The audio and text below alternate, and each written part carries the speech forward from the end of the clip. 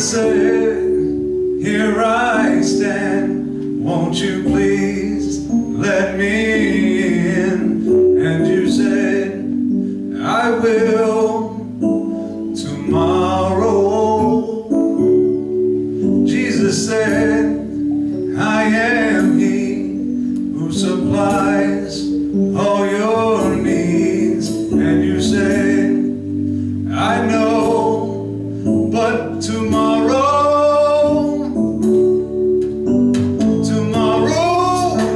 I'll give my life tomorrow. I thought about today, but so much easier to say tomorrow. Who promised you tomorrow? Better choose the Lord today. For tomorrow very well might be too late. Amen. Jesus said, here I stand, won't you please take my hand? And you said, I will tomorrow. Jesus said, I am He who supplies all your needs. And you said, I know, but tomorrow, oh, tomorrow, I'll give my life tomorrow. What about today? Oh, but so much easier to say tomorrow. Who promised you tomorrow? Better choose the Lord today. For tomorrow very well might be too late. And who said tomorrow will never come for you? Still laugh and play and continue on to say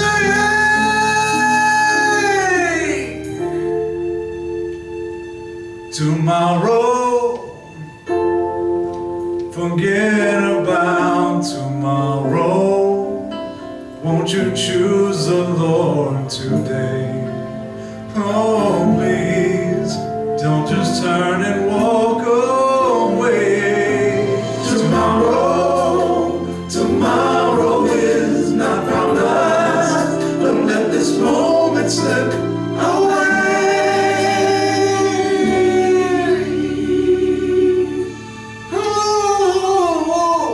Your tomorrow could very well begin today.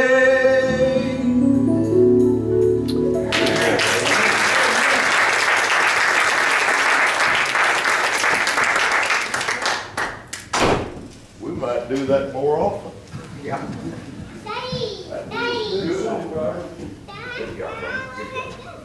You that wasn't here Wednesday night, I meant to tell you this morning, but we've had a great thing happen. Been on YouTube, Facebook now for about a year, soon will be a year.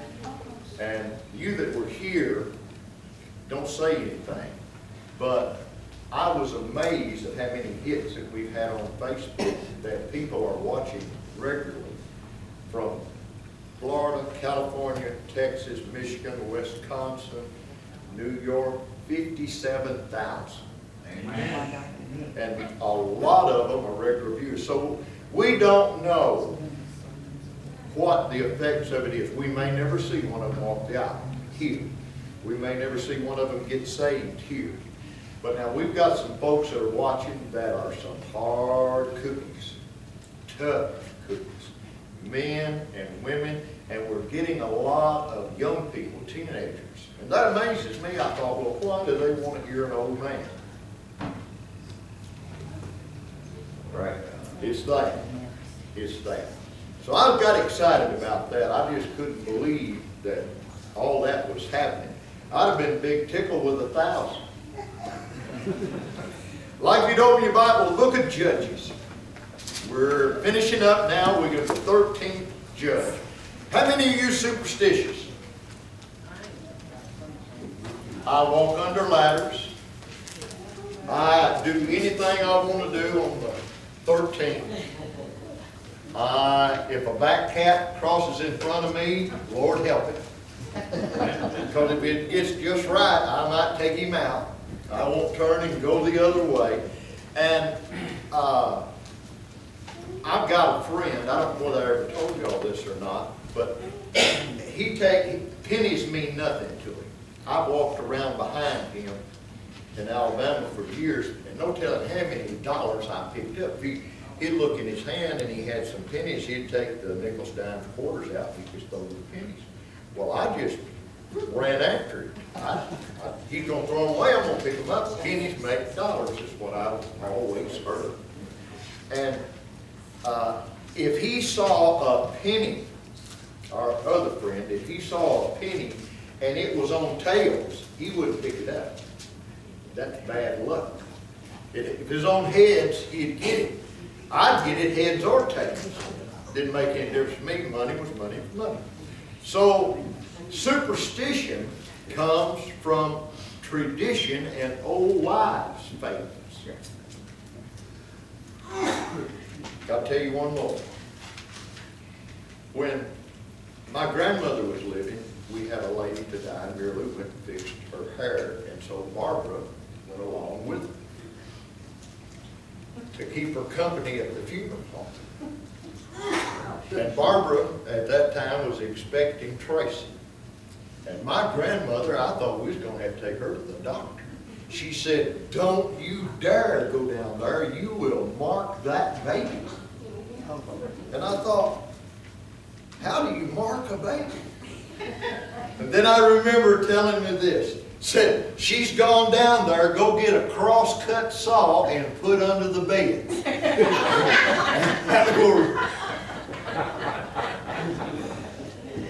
Where do all these things get started? I don't know. I don't know where I could get a cross-cut saw this day and time. But I got tickled at her. God love her soul. She was a good mammy, a good person.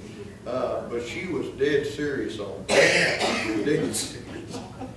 So we're now at the 13th judge. Next week, good Lord willing, we're going into Kings. We're going to do 3 kings: Saul, David, and Solomon. And then from that, we're going to the New Testament. Now, I'll just give you a review from last week, but there's one thing that that this book has come alive to me. There are things here that I just read over, I listened to it preached. I've never heard it taught or preached the way that some of the things that I'm going to say tonight. Now, you may disagree with them. Give me chapter and verse why you disagree, and then I'll back up. There was a couple that hadn't had any children. They were in their old age.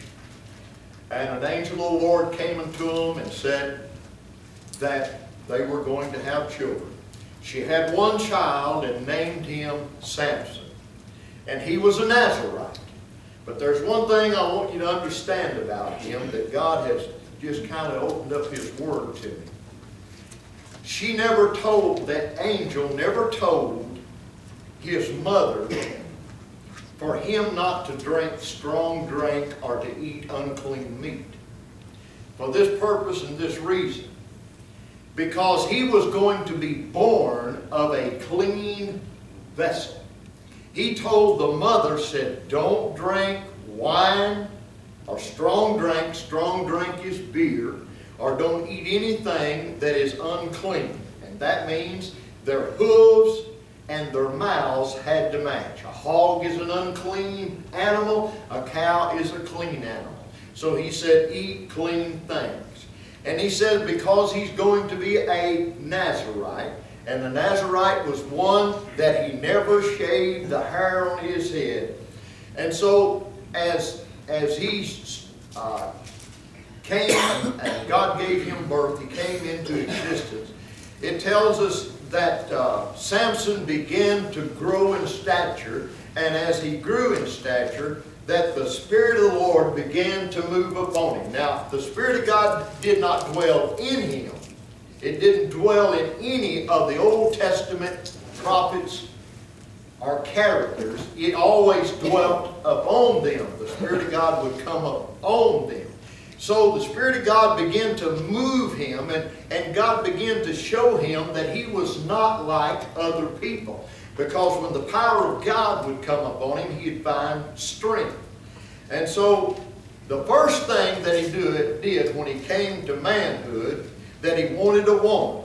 So he went down and he found a Philistine woman. He came back to Mom and Dad, said, I want you to go down and talk to her. I want to marry that woman. And they said, we've got all these tribes of Israel and all these women. Can't you find one in amongst these to marry? Now, I want to stop right there. And I want to say something that may amaze you. The plan for Samson was to be sinful. What do you think about that?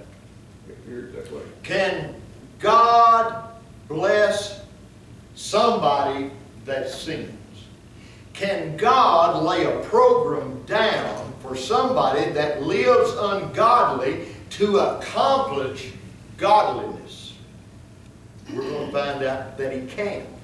I want you to look in the 14th chapter and the 4th verse. Now this verse carries all the way through to the end of the book of Judges. In the 4th verse of the 14th chapter, it's talking about when he wanted this Philistine woman for his wife, and his father said, can't you find somebody among the Jews? But his father and his mother knew not that it was of the Lord. Now God sanctioned him, and God sent him, God moved him to go down and fall in love with a Philistine woman. But God had taught them under the law that they were only supposed to marry Jews. So we're seeing what God's will is in Samson's life. But his father and his mother knew not that it was of the Lord. Now here's the reason God's doing it. That he sought an occasion against the Philistines, for all that time the Philistines had dominion over Israel. So God, in order to get Samson in the place of destroying the Philistines that had dominion over them, God moved him to go down and fall in love with a Philistine woman, and his parents could not understand why in the world that this was happening. So they went down, and he decided that this is the one he wanted. But on the journey down there to him to get married, he went through a vineyard. There was a lion. He killed the lion. He left it. He went down to the city. He got the woman that he wanted, and they gave him 30 what? Companions. 30 companions that he could be buddy-buddy with, and they were his friends. Then after he leaves there, he thought he'd stop by the vineyard. The lion was there, and when he looked upon the lion, there was bees and honey. He took the honey, he ate it on the way back to his folks' house, and he gave his mother and daddy honey to eat. So Samson, now he goes down, and he gives a riddle, and he tells his 30 companions, said, if you can tell me this riddle, I'll give you 30 shirts and 30 changes of garment. But if you can't, you're going to have to give me. Now, the devil took an occasion, but you've got to see that it was God's working. God's working. The devil can never do anything unless God allows it. Right. So this was in the program of God. So he went down, had 30 companions, and so he told her the riddle. And so the companions began to press upon her and said, if you don't tell us before the feast ends in 7 days, we're going to have to cough up 7 shirts and 7 changes of garments and give them to him. So you find it out. First thing, you can never trust a sinner with God's work. That's right. Can't do it. You can never take God's work and put it in the hands of the sinner. Now, this woman, these were her people. They were ungodly people. And he went down to them and married her. So it says that she pressed him. Now this went on for 7 days, and then finally it said she cried the whole 7 days. I mean, if there's anything that'll drive me nuts, is a crying woman. Promise you. Me and Miss Barbara for 49 years, she snubbed up a time or two. And I said, why are you doing that? Well, I don't know. Women, have you ever done that? Yes. You ever cried? Somebody said, what's wrong? Well, I've got where I'm adjusted to it now. I'll get a handkerchief, help her out a little bit. That's just a chemical makeup, I guess. I found out that men's brains run this way and women's run this way. There's a difference. So she cried for 7 days, and finally he told her what the riddle meant. She went and told them. They came back to Samson. They gave him the riddle. So he had to go down to Ashkelon, and he had to whip 30 people down there, slay them, get their garments, bring them back, and give them to his companions. Now you got to watch who you buddy up with, because who you buddy up with might not be your buddy. Okay? Now he went back home. He was blow-jawed and pooch-lipped at his wife because she had told him his secret. But after he was at the house a while, he said, I like her. And I believe I'll go down and see her. So he gets him a young goat, takes it down to her house. But when he gets there, her daddy said, I've given her to another man. I've given her to your companions. 30 of them now. I don't know how that worked out. But he said, she's got a younger sister prettier than what she is. I'll give her. Made Samson mad. He went out. He found 300 fox, tied their tails together, put brush in the middle, lit them, sent them out in the cornfield. It destroyed the cornfield. It destroyed their orchards. It destroyed their vineyards. Wiped them out. Then Samson left and went to a cave. Well, the Philistines came up against Judah. That's an Israel nation. They surrounded them. And Judah said, why have you come to do this? And they said, that person, Samson, he set fire to all our crops. So they went on to where Samson was. He was in a cave, came out, spoke to him, and Samson said, well, I'll go with you, and you can bind me if you won't kill me. They said, we won't kill you, we're just taking you to the Philistines. So they took him there, and when Samson got there, they cheered, they shouted, boy, there he comes, we've got him now. But what they had bound him with, the ropes, he broke them just like you'd throw a piece of thread into the fire. He took a new jawbone of a donkey, he killed 1,000 of them. After he had killed 1,000 of them, he like to died because he was thirsty. And so it says that God clave, God took his finger and hollowed out in the jawbone of a donkey, and water came out of it, and he was refreshed, and bless God, he was ready to go. Now that's what we preached last week. Got that done quick, didn't we? Now comes to the good part. This is in the 16th chapter. He's constantly having woman problems. He just couldn't stay at home. Now his first wife got burned to death, and her father got burned to death. The Philistines did that. So it tells us that in the 16th chapter that Samson went down to Gaza, and he saw him a harlot.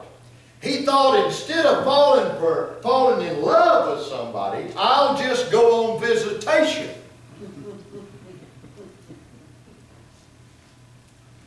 What if you don't get involved in love, not in the midst of it, then you're not hooked.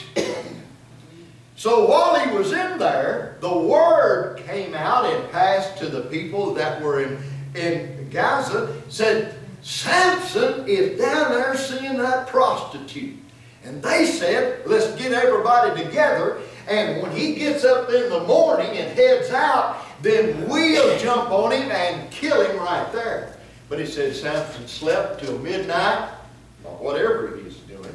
Then he got up at midnight, and he went out, and he took the gates, he took the post, and he took the brass, the steel, the bolt of the doors, and he picked it all up and walked off with it and carried it off on his shoulders.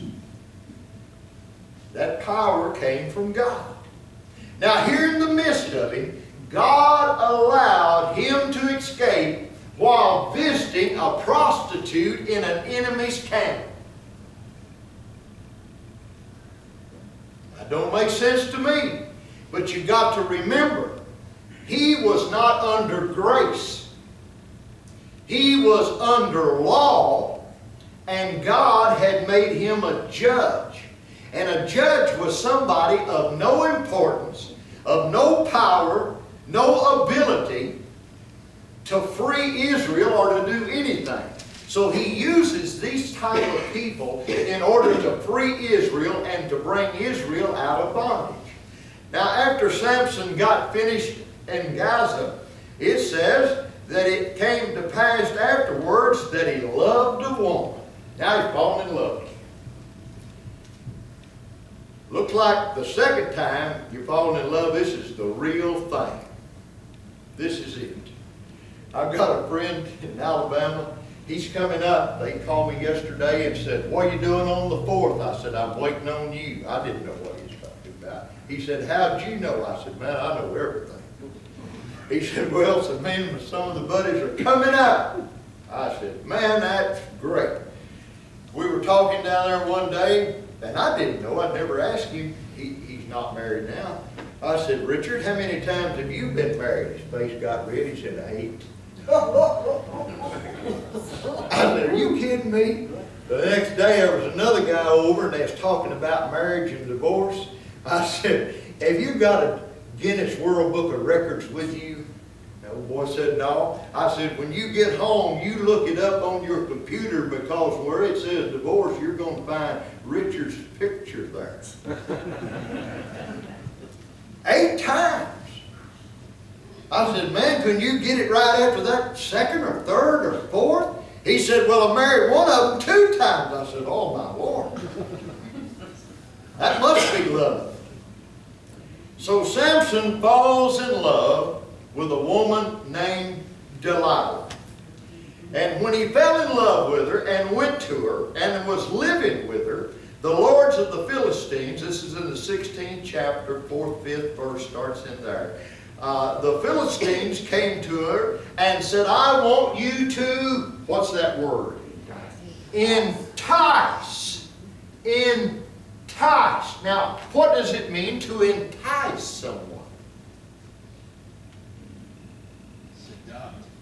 If you see somebody hungry, remember they used to do this. She'd get an ice cream cone. You did. And she'd stand in front of me and her tongue looked like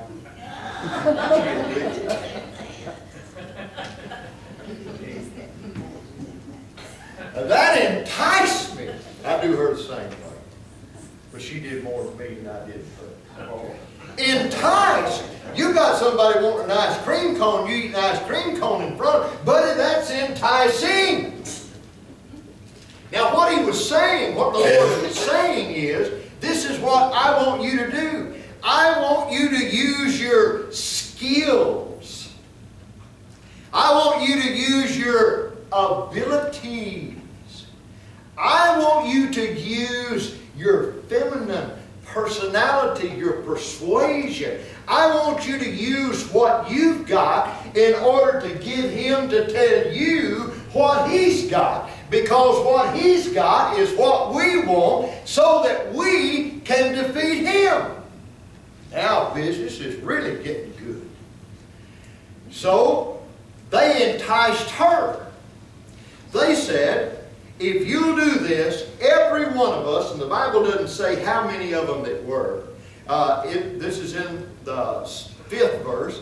It said, every one of us will give you 1,100 pieces of silver. Now that's a lot of money. I don't know how much that was, but I'd like to have 1,100 pieces of silver. And it was more than one lord that did it. It's plural. It said lords. So it might have been 2. It might have been 200. I don't know. But anyway, it enticed her. So now she's going to entice him. But at the same time, everything was working according to God's plan. Because God had to get him from birth all the way to destroying the Philistines. So this is the route that God chose.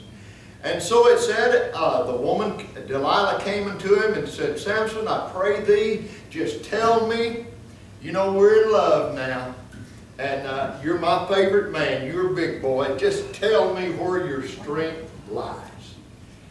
I can see Samson now thinking, you don't know, but I'm not going to tell. Listen, you fool around with the devil long enough, you'll tell him everything, and you'll tell him some things you don't know. So here he is. He said, well, Big Mama, this is the way it is. If you take 7 green wisps, which is vines that have never been dried, and you bind me, then I'll be just like other men. So Delilah said, I got that down. He went to sleep. She bound him. Now, I found this quite interesting, that the soldiers, the Philistines, they weren't waiting outside the city. Where were they waiting? Where? Where? Says the chamber. She had already brought them into the house while Samson was sleeping and while she bound him. So they were in close proximity to each other. Then she said, all right, I got it. I'm after the money. I'm after the money. 1,100 pieces plus how many men are going to give me that? Said, Samson, the Philistines be upon you. Samson got up. He broke those just like a thread being tossed into a fire. Now, here comes heartbreaking time. Oh, heartbreaking time, Randy Travis. She says, you've mocked me.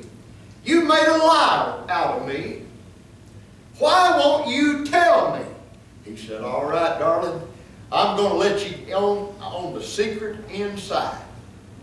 Said, if you take ropes, new ropes that have never been used, bind me up, I'll be just like other men. She did. Here come the guys again. It said they went in the chamber. She brought them in the house. Samson, the Philistines be upon you. He broke them like a thread. Now he was doing all right, but now he's going to leave his hands and get a little higher. She said, if you love me, tell me what I can do or how you won't have strength anymore. And he said, all right. If you take these 7 locks and you weave them and make a web and you pin them, you say, don't say all that. Yes, it does. You put that on my head, I'll be just like other men. So she did. Philistines be upon you. He got up, and it says when he got up and went out, that his hair, the 7 braids on his head, was still in a web and a pin through it. We used to see a lot of granny women wear their hair like that. That's what she did to it. But he still had the power. Now here it's serious business now. She's going to turn on the faucet.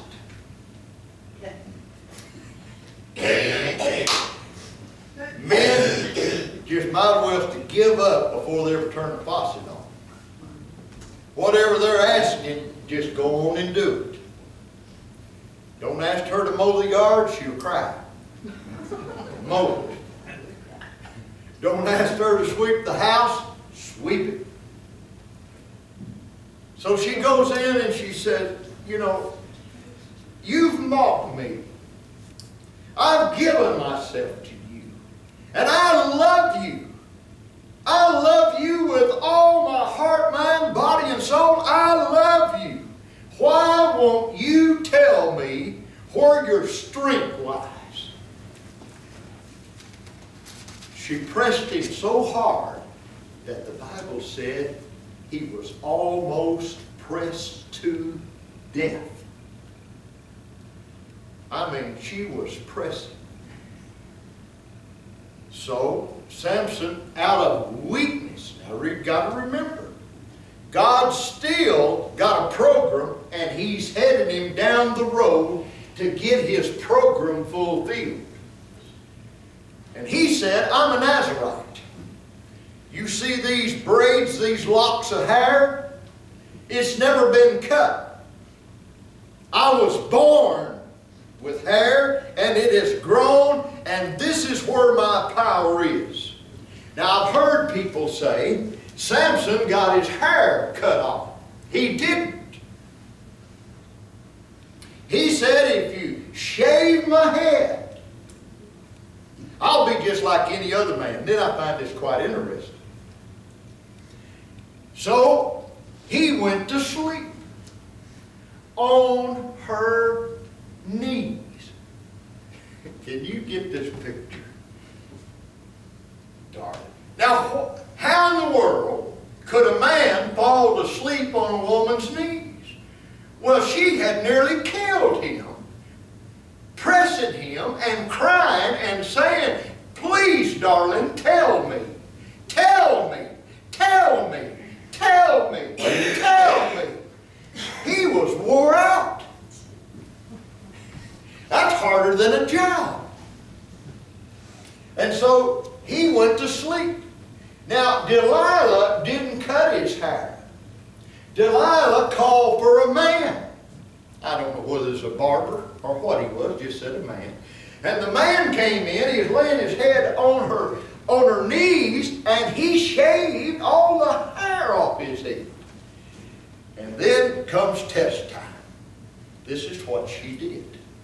She sent word down to the Philistines and said, he has told me all of his heart.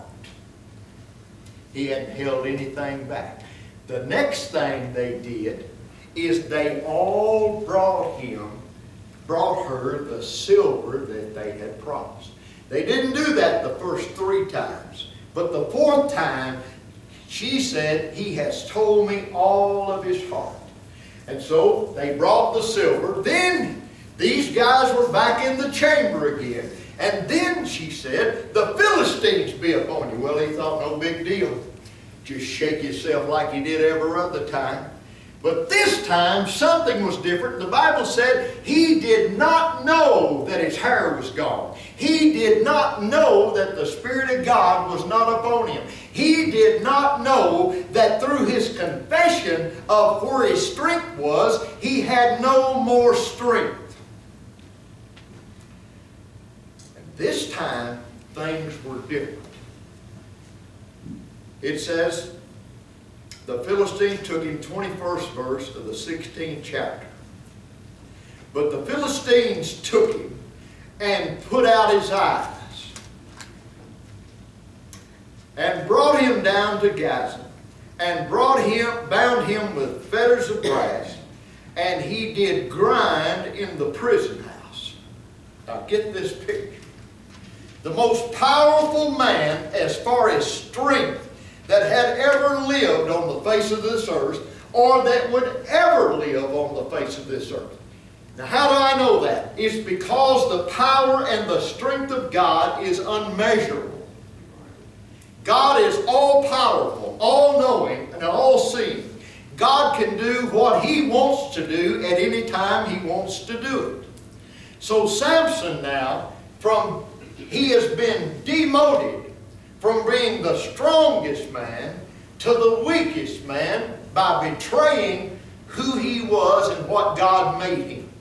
They took him down and they put fetters of brass on him, cuffed him up, and put him grinding at the mill. Now the old grind mills had a stone with a pole run through it.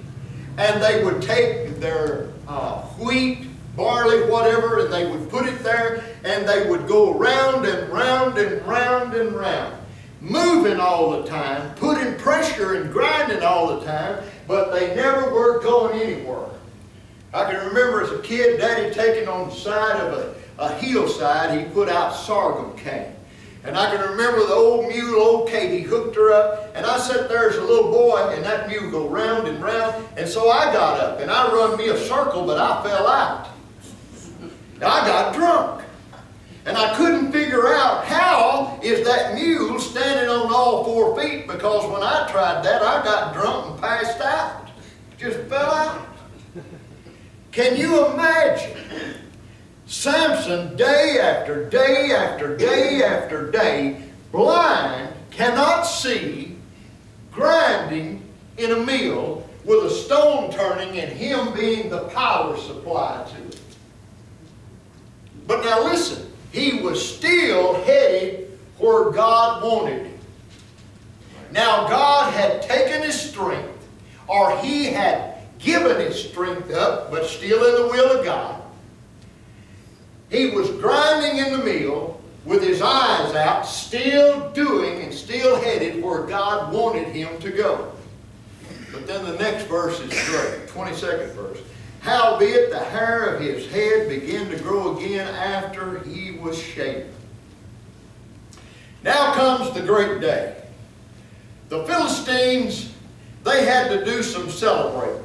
Now they didn't worship the living God. They didn't worship God Jehovah, the Son of Jesus, of the Father of Jesus Christ.